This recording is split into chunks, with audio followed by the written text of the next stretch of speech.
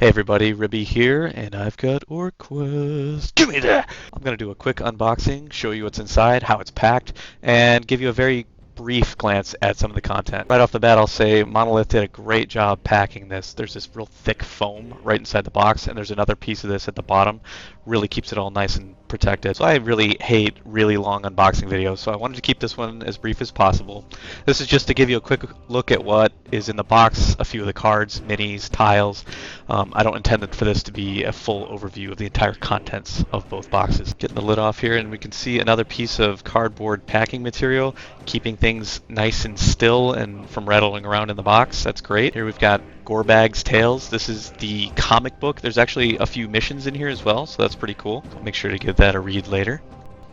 Next up, it looks like we got the Cthulhu Orc print, so that is pretty neat. And on the back side, oh, there's a turn summary. I love these things. Very glad they included that. I'm definitely going to make some copies of that at home. Here's the quest book, and of course the rule book, all of which are in full color, which I love. Very nice quality. Pretty thick too.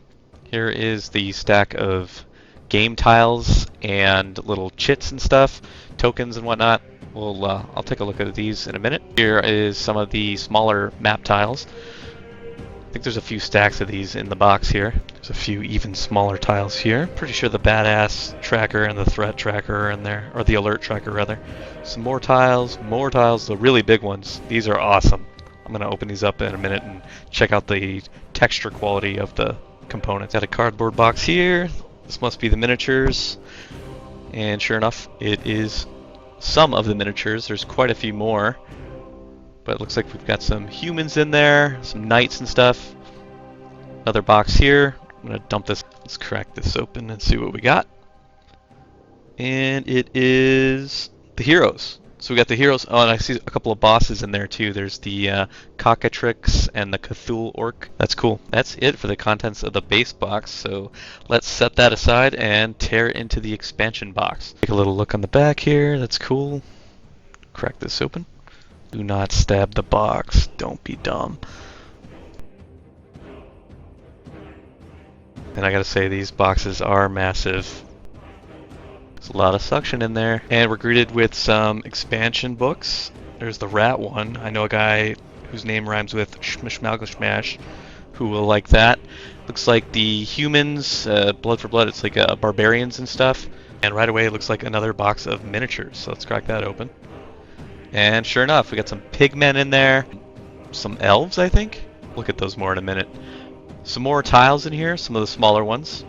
Cool. Everything is double-sided, by the way. Every tile is double-sided as far as the terrain goes. And look, we've actually got some organizers. I wasn't expecting this, but looks like there's 3 of them in there. 2 of these smaller ones, and then at the very bottom there's like a holder for cards and dice and stuff. We'll pull that out real quick and take a look. I'm actually really curious to look at the dice and see the distribution of the faces on the various types of dice. So we'll look at that in a second. Looks like we got a pack of hero cards here. Apologize on the glare from the light there. There's Oris. Flip it around, take a look on the back.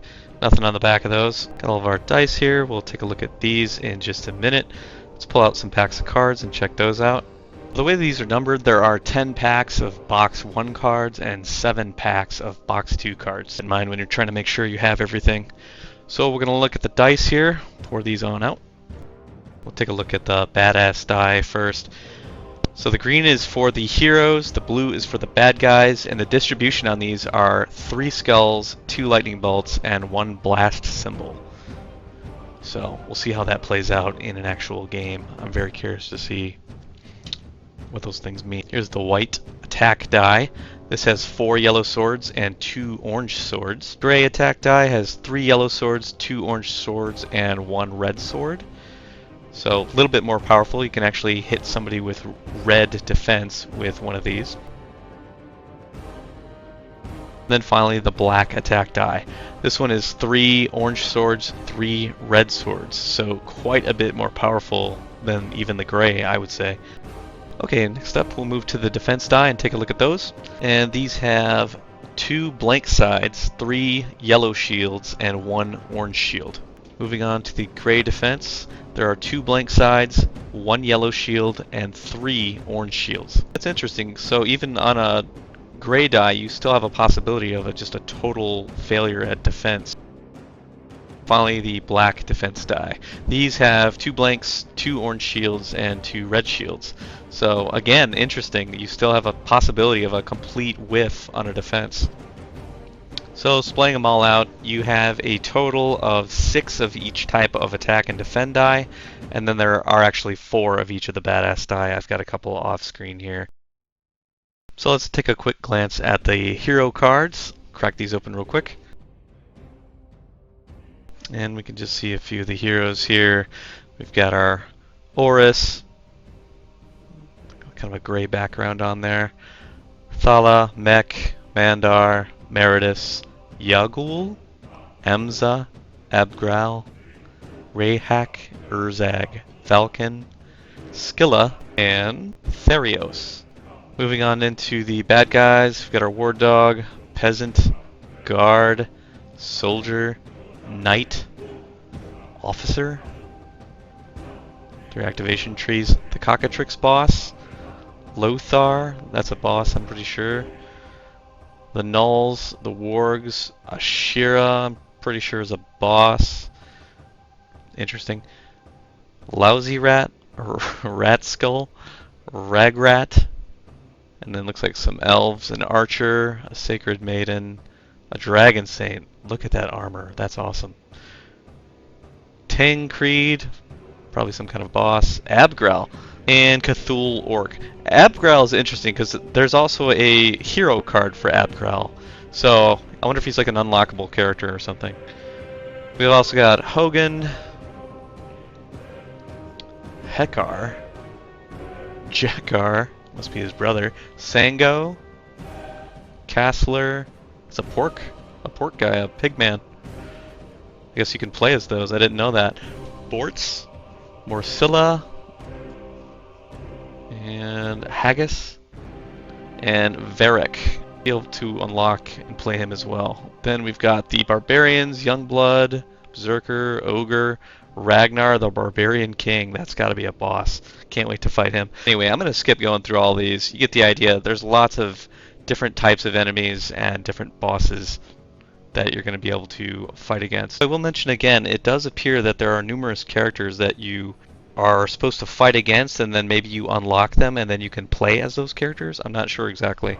I'll have to read through the rule book on that. So then on the back of those cards, you got your heroes in gray, the bad guys, enemies in like a brownish color, and then there's the bosses in red, so you can easily see what type of cards those are. I'll crack open a couple packs of cards and we'll just take a look at a few of them. I don't want to go into too much detail here, but it looks like some hero, the activation and event cards, I'm guessing. So I got these all splayed out. Here's the 4 original heroes. All their activation cards, they're purchasable cards, and then there's also 2 event cards related directly to each hero, so you're going to be able to, I assume you're going to shuffle those in with your normal event cards when you're playing as those characters, so that specific events could happen to those characters. I did want to look at these enchant cards though real quick. I was going through the packs here. These are kind of cool. So the way these work is you enchant an item, and then you like slip your enchantment underneath the left side there, and you gain the benefit on the left side. Then if you were to upgrade, it would move to the right side for a more powerful effect. And then if you were to enchant again, you would add another enchant back to the left side again, and you would have this much more powerful weapon, which is really cool. Here we've got the Cruel Vouge of Violence. Sure, I mispronounced that, but I'm committed to my wrongness. These real quick too. Looks like the boss activation cards. So every boss has its own deck of cards that allows it to do unique things. So those boss battles are, I think, are going to be really fun. Look at some tiles. I'll crack this small one open first. A couple very small terrain tiles, it looks like. And that is the alert tracker. Things get more and more spicy as the mission goes on. Then we've got the badass track. So here's where we can track our badass points.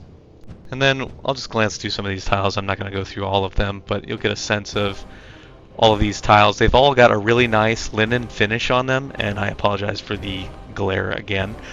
So they got kind of a grippy texture to them, and they're all double-sided, and it appears like one side is outside and the other side are inside.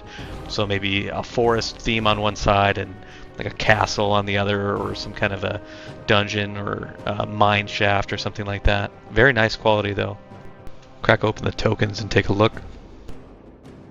We've got lots of enemy tokens here for spawning enemies. It looks like status tokens of different types. Some more enemies. Tons of stuff in here. Got some barbarians, some undead, some different terrain.